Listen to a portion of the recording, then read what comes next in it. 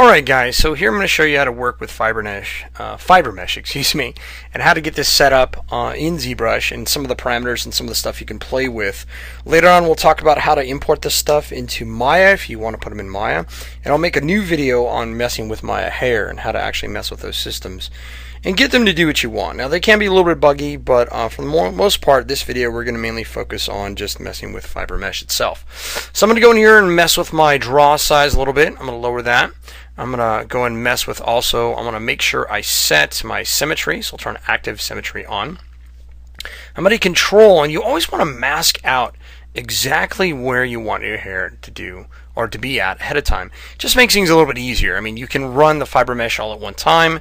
It's just a little bit sloppy. It's better to have an idea exactly how you want things to be laid down. And as I increase my mask here, I can get a little bit more control and a little bit more believability on this guy. And I can even have some areas that were a little bit less lighter and darker versus each other. And you'll see that doing that on your hair system, you'll actually see things will react to that mask. And if it's darker, if it's lighter, and so forth. So it's a little bit more here, a little bit darker up here. Get that set and ready to go. Alright, here. Cool. So we're going to open up our fiber mesh. Open that up. We're going to do preview. Now the default's going to come in. It's going to be really gnarly, real thick.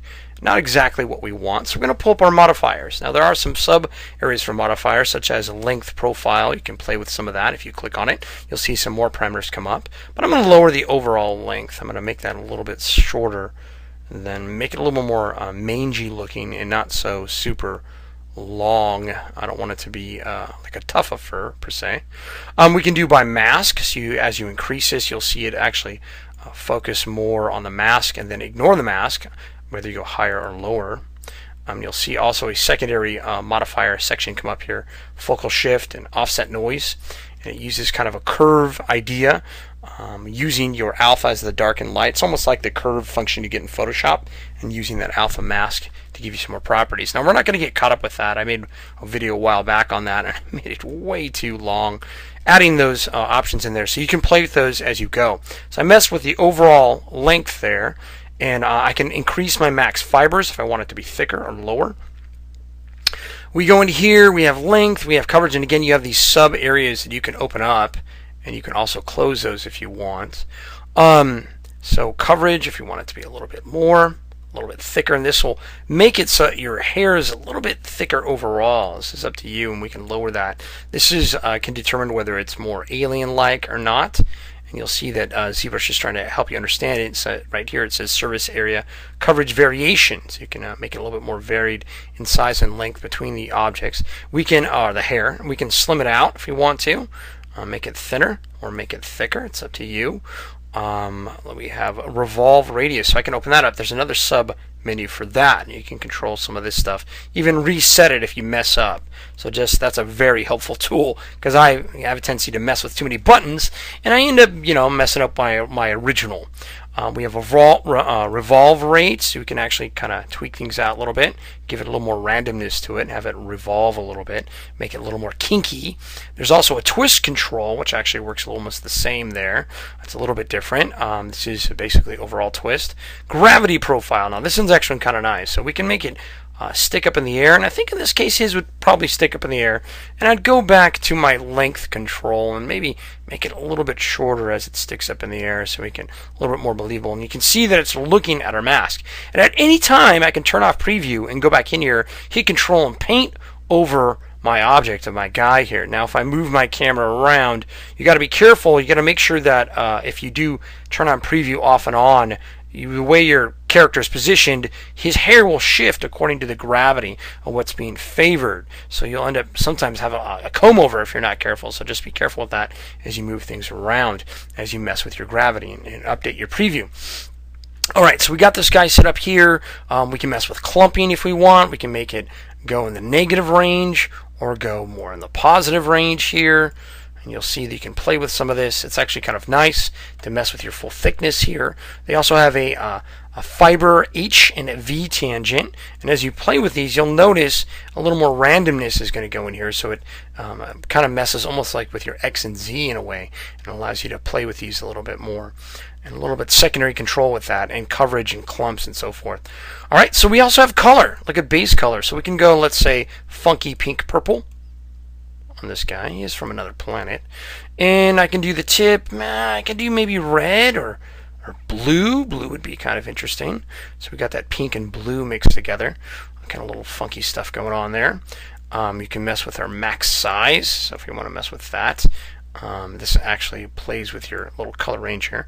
We have profile. So number of sides per fiber.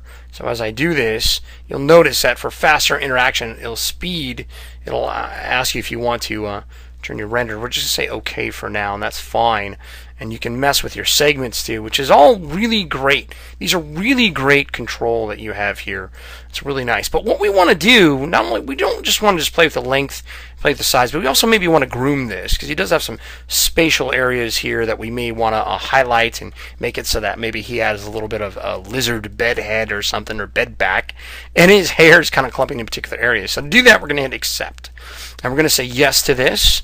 And when we do this, you'll notice when you go to your subtools, it actually gives you the hair to work with. So I can actually go in here now and do some sculpting, which is kind of cool. So now that we got his little strange, slightly mangy looking thing going on here, we can now go in here and go to our standard brushes.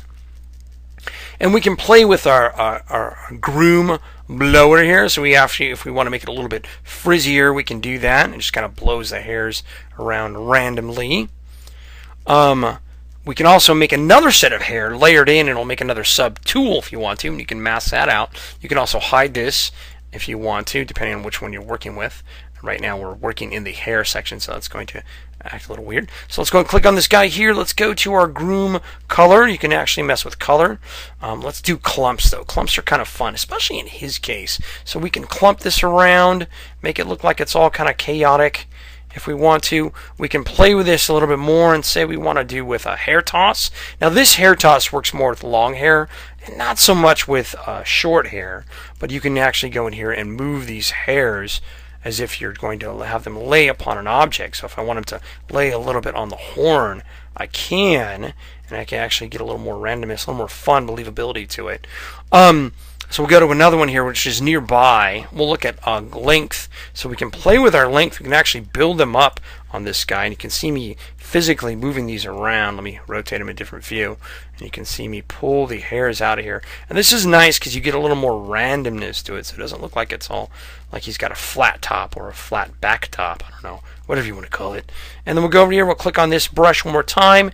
And we can go in here. We can do groom spike. Now this is like one of my favorites for this particular creature, because I can go in here and clump it and get some spikes going on, which I think he probably would have, just because he wants to maybe show off to the girls. It's this natural kind of showing off peacock design, I guess you could say. And he's got a cool blue tip that I already put in there, which actually works really nice as the color kind of clumps in. It's actually pretty darn cool, pretty sweet. Look at that. That looks sweet. That looks so much fun as we play with that. There we go. I think this works much better for this dude. And he's pretty slick. Let me go move it over to the side here. We do a little bit more clumping. So there you go. There's a little breakdown on the control that you have. There's a lot more grooming tools. We can comb it out more. We can flatten it out. There's ones for more short hair versus long hair, which you heard me mention earlier. So a lot of fun you can have with this. And these later on, as you get, we're going to cover this later, not in this video because I got to do normal maps today. But later on, we can go in here and you can actually export this out. You can export and extract this dude and send him right out the door. Now you can be in painting mode. A lot of times you do want to be in fiber mesh mode when you do that. Otherwise you'll be extracting raw data and it's not going to look good. It's going to be jacked up. But in fiber mesh mode, as in when you are painting itself, and let's go to our fiber mesh, open that up one more time. And we'll just turn on our little preview here. We'll just say OK. You'll see that they're on top of each other now. We have double thickness because it's looking at the one that's in the subtools. But you can, I'm just doing this so you can see what's going on. We can go in here and export our curves from here. So I can send them right out the door. Now it's going to look at our original mesh. It's not going to necessarily look at the new one on top of each other. It's going to look at original mesh and send that out. So, but we can continue painting if you wanted to and make this even thicker. So if you wanted to, you can send out 2 sets of curves if you wanted to. So if we go in here and say export curve, oh, I think I clicked on the wrong one. There we go. Export curves.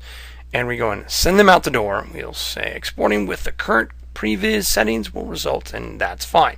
It gives you a breakdown. We can hit OK from here. I'm going to hit cancel for a second though, so I'm going to get back in this here.